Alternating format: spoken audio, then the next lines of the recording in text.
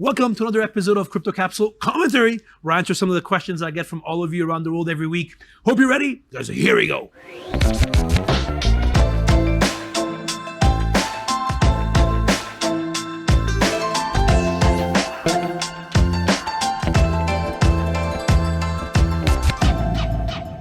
This episode is brought to you by Q9 Capital, a platform I personally use.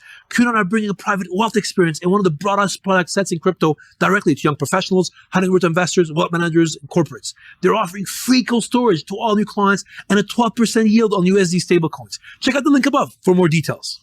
Okay, let's kick it off. The first question that I got is from Win from Singapore. I said, Henri, I just read about China's ban on Bitcoin mining. Do you think this will have a big impact on crypto markets? Great question. Maybe give a bit of background to everybody on the room. There was really a couple of big announcements that happened in China recently. One of them, there was 3 trade associations in China that kind of gave a warning against trading of cryptocurrencies, saying that obviously crypto is not supported by real value, the price can be easily manipulated, and that actually crypto trading contracts are not protected by Chinese law. But probably what was even more important that happened a couple of days later was at the China State Council's FSDC, which is a Financial Stability and Development Committee, basically de facto did a crackdown on Bitcoin mining. And this had a pretty big impact on Bitcoin mining in China.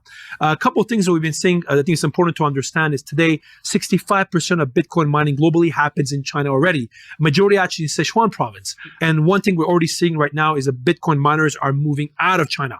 Practical impact, we're seeing there's a lot of actually miners selling their machines and actually practically moving their operations to other countries. What is, I think, the biggest impact we'll see on this is literally 12 months from now, there's a very likely chance that actually the majority of Bitcoin mining will not be in China, but probably it's going to be either in the US, Russia, or even countries like Kazakhstan, where there's a lot of activity on Bitcoin mining as we speak. So very interesting what's happening from that perspective. One thing I'm watching is the public perception. Today, obviously, there's a lot of people that were always critical that the majority of Bitcoin mining was happening in China. It'll be interesting to see what the public perception will be when the majority of Bitcoin mining is happening in the US or in Russia or Kazakhstan. So very interesting to watch from that perspective. If I was a betting man, probably the country with the largest portion of mining in a couple of months will not be China, but rather be the US. So thank you very much for your question, Win, from that perspective. Okay, second question is from Simon from Miami. Henri, I've been reading about the whether we can use renewables for Bitcoin mining. Is this really the case? And do you think Bitcoin mining can be a boost for renewables? Great question. There's been a lot of debate about this in the crypto community and the public domain as well. A couple of things I think we need to understand. First of all, is that Bitcoin miners are not your typical buyer of electricity. You know, if you live in a city, obviously you're not going to move your house to have better access to electricity. The beauty of Bitcoin miners is they can be located anywhere, including next to a dam or in the middle of nowhere. And second is that actually they can pretty much turn on and off their Bitcoin mining machines. And this has a couple of practical consequences. One of them is actually these Bitcoin miners can be literally what we call the buyers of last resort.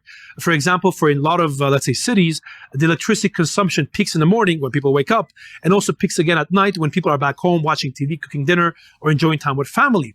The beauty of Bitcoin miners actually is you can buy the electricity during that down period when there's lower demand.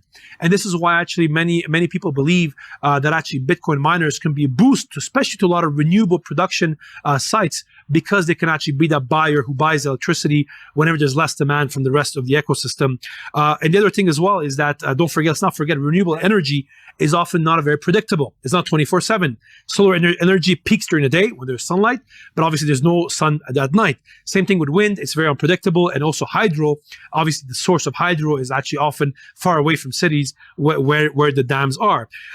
One thing I think that's also important to understand, the Bitcoin mining can solve the bottleneck problem. One problem many people are not aware in many countries around the world, there's actually a lot of renewable electricity that is produced, but actually there's a bottleneck at the grid around the city, for example, that actually distributes this electricity to the city. And actually, again, the beauty for Bitcoin miners is that they can buy that electricity whenever there's excess capacity. They're able to actually buy that Bitcoin, that renewable energy that is produced, thus making renewable electricity production more, not only more profitable, but at least help them out in that process by buying what is otherwise wasted. So very interesting to watch. The one development that I'm watching right now is actually all the different crypto initiatives. There's numerous initiatives on making Bitcoin more green, ESG compliant, getting audits of these mining farms. So I think there's a lot of work going on in the crypto ecosystem today. Today, according to Cambridge University, 76% of Bitcoin miners are using some kind of renewable. I expect this percentage to be higher, and actually a bigger chunk of crypto mining, including Bitcoin mining, to be made with renewables. So definitely an area to watch. Thank you very much for your question, Simon. Last question is from Linda from Canada. Henri, I've been watching your videos on YouTube for a while, and I want to get into crypto. What is the advice you have for a newbie entering the space? Again, a question I get a lot. Excellent question. Thank you very much, Linda. A couple of things to note. First of all, is education. You're doing the right things. Before you actually buy any cryptocurrency, make sure you're educated. Back in the day, you used to need to read this technical white papers. You don't need that today. There's a lot of educative videos on YouTube, for example. On my YouTube page, for example, there's a lot of educational content on YouTube. Now, by the way, in multiple languages as well. But I think you should go spend some time on getting educated. Second is actually do not invest more than what you could afford to lose.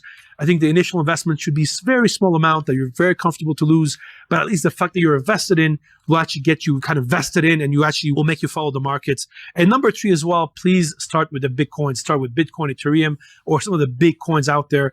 I get many students and young people contact me because their buddy has this coin. They're encouraging to buy. Guys, there's a lot of scams in the space. There's a lot of Ponzi schemes. Please be careful. As your first step, your entry point, make sure you buy the big coins that are out there, including Bitcoin. That at least actually could be your entry point from that perspective.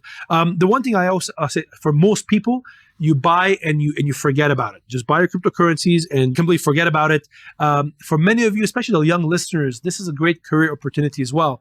I can tell you today, most crypto companies are looking for people.